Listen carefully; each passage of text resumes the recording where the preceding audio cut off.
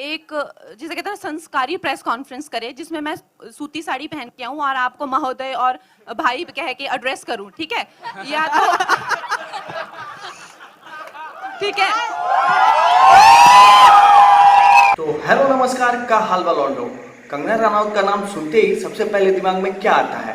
पागल नहीं, आउटसाइडर नहीं, एक्टिंग नहीं, उसकी हॉटनेस, नहीं, तो फिर बॉलीवुड का गामा। तो अभी तक समझ में आ गया होगा कि इस वीडियो में हम लोग क्या करने वाले हैं, और जिनको समझ में नहीं आया उनके लिए बता दूं कि इस वीडियो में हम लोग कंगना रनौत के कुछ सैवेज मोमेंट को देखेंगे। तो वीडियो पूरा देखना, और चैनल पर पहली बार आए हो तो बताइए क्या करना है। मुझे नहीं पता कैसे करना है, लेकिन सब्सक्राइब कर दो और घंटी जरूर बजा देना। तो चलिए शुरू करते हैं बिना किसी बकचोदी के। मुझे लगता है इसी व्यक्ति को उसके बाप को यहाँ लेकर आना पड़ेगा।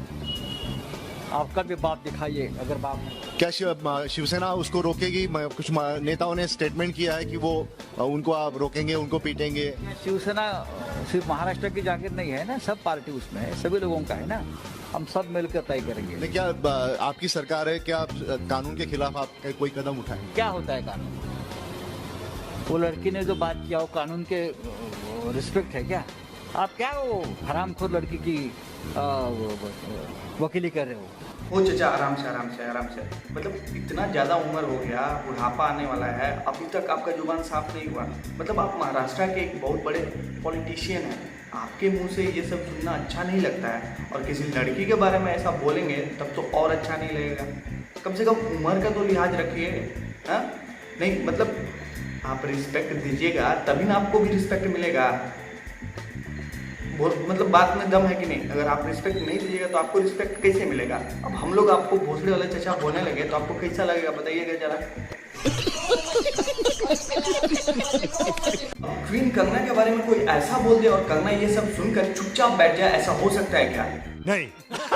तो इसके बाद कंगना का क्या रिएक्शन था आप खुद ही देख लो यार। संजय राउत जी, आपने मुझे कहा कि मैं एक हरामखोर लड़की हूँ।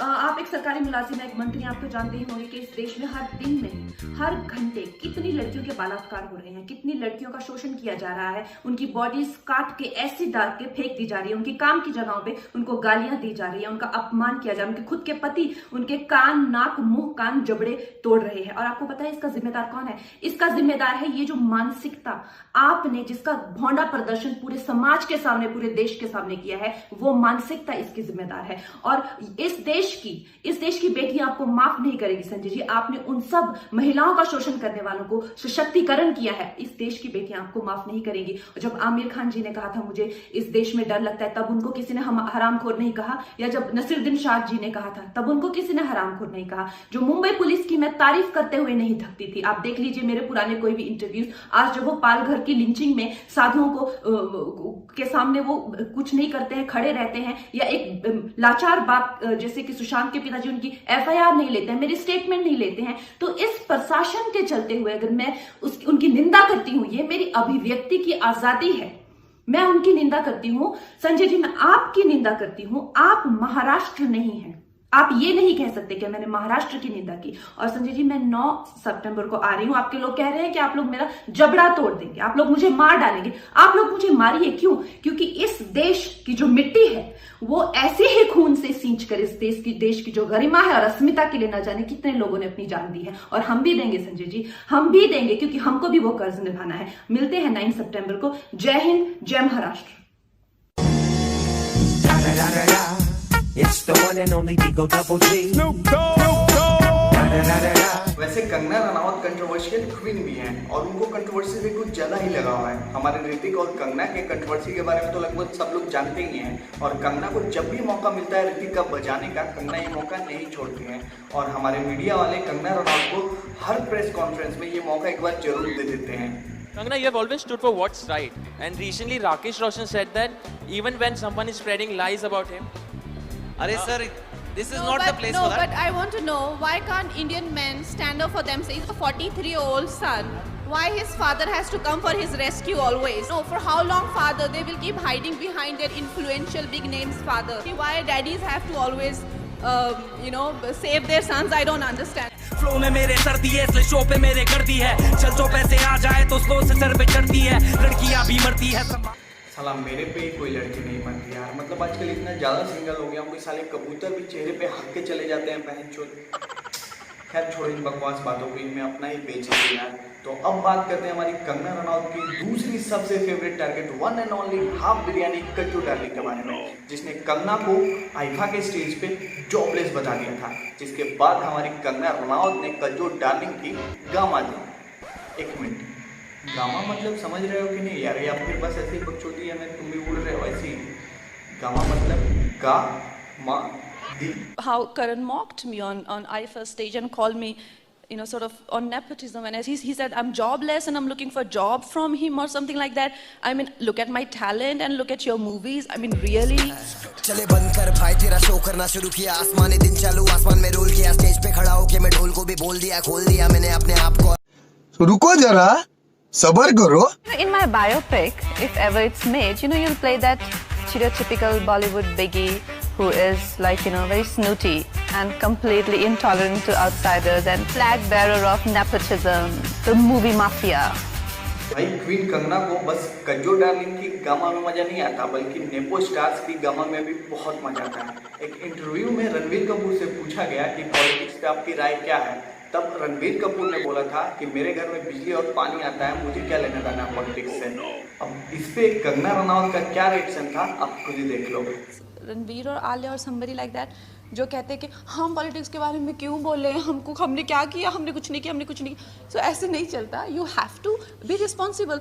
आई think Ranbir Kapoor was telling somebody कि मेरे घर में तो बिजली पानी आता है, मैं क्यों पॉलिटिक्स से, सो हाउ, ये देश ने, आप उस देश की वजह से आपका घर है, ये देशवासियों का ही पैसा है जो जिससे करके आप मर्सिडीज में बैठते हैं। यू कैन नॉट से मेरे घर में बिजली पानी आता है, मुझे तो क्या लेना देना। This is absolutely irresponsible.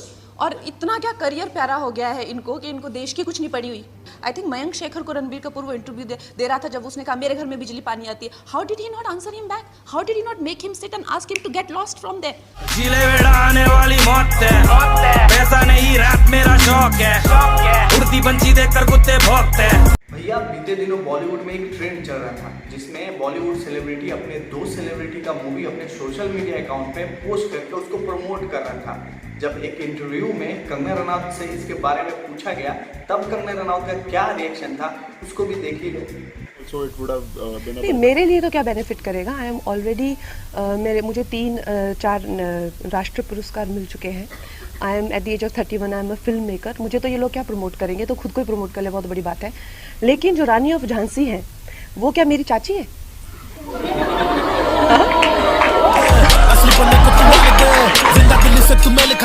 नकली बनने का तो जाने दे, आने दे मेहनत का खाते में आने दे, पब्लिक लगाती जब तो मत तो बजने दे शाने को जाने दे। तो भैया बात ऐसी है कि बीते दिनों कंगना रनौत अपने मूवी जजमेंटल के प्रेस कॉन्फ्रेंस में गई थी, जहां उनको अपना एक बिछड़ा हुआ दोस्त मिल गया।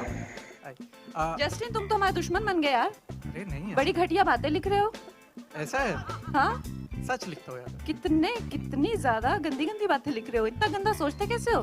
चल तेरे लाला लगा ले ताला, बटन दबाया तो बत्ती उजाला, सब कुछ यहीं पे है इज्जत कमाना, इज्जत गवाया तो चल तेरे बाला। क्यों? जब कंगना ने उस भारी सभा में अपने दोस्त को गंदी सोच का बता दिया, तब सारे मीडिया वालों को पिछवाड़े में आग लग गया। भैया आग इतना खतरनाक था कि सारे मीडिया वालों ने यूनिटी बनाकर उस आग को बुझाने की कोशिश की, और उन्होंने डिसाइड किया कि अब से कंगना को कवर नहीं करेंगे, ना ही उसके प्रेस कॉन्फ्रेंस में जाएंगे, ना ही उसके बारे में कुछ लिखेंगे, उसको पूरी तरह से बॉयकॉट करेंगे और उसका करियर बर्बाद कर देंगे। जिसके बाद कंगना रनौत ने एक वीडियो पोस्ट किया था। तो उस गिल्ट के चलते हुए लोगों ने मुझे धमकी देना शुरू किया है कि मुझे बैन कर देंगे, या मेरी कोई चीज़ का मुझे कवर नहीं करेंगे, या मेरा करियर बर्बाद कर देंगे। अरे नालायकों, देशद्रोहियों, बिकाऊ लोगों, तुम लोगों को खरीदने के लिए लाखों भी नहीं चाहिए। तुम लोग तो इतने सस्ते हो, 50-60 रुपए में बिछ जाते हो। मैं तुम्हारे सामने हाथ जोड़ती हूँ और कह रही हूँ कि प्लीज़ मुझे बैन करो, क्योंकि मैं नहीं चाहती कि मेरी वजह से तुम लोगों के घर में चूल्हा जले। तुम जैसे नालायक मुझको बर्बाद करोगे। तुम लोगों के बाप दादाओं को भी मैंने लोहे के चने चबाए हैं। आज मैं अगर तुम लोगों जैसे लोगों की चलती ना मूवी माफिया, और तुम जैसे सड़े हुए सूडो जर्नलिस्ट की चलती, तो आज मैं इंडिया की टॉप एक्ट्रेस और हाईएस्ट पेड एक्ट्रेस नहीं होती। क्या करेगा, मैं पहले से फेमस था शाने, तू क्या मेरा छोटे सीन चेंज करेगा तू बस। नहीं मतलब इतनी भी क्या तड़प है गामा की यार। मतलब तुम लोगों को पता है कि अगर कंगना को गलती से उंगली भी कर दिया तो कंगना मतलब बिना छिला हुआ बांस पिछवाड़े में डाल देगी, फिर भी तुम लोग यार एक क्यूट सी बेचारी लड़की को उंगली करते रहते हो। कभी रोल करना चाहेंगे ऐसा रोल? हाँ, रोल वाकई में अच्छा रहेगा, लेकिन मुझे एक मिनट पूरा करने का, लेकिन ऐसा है मजाक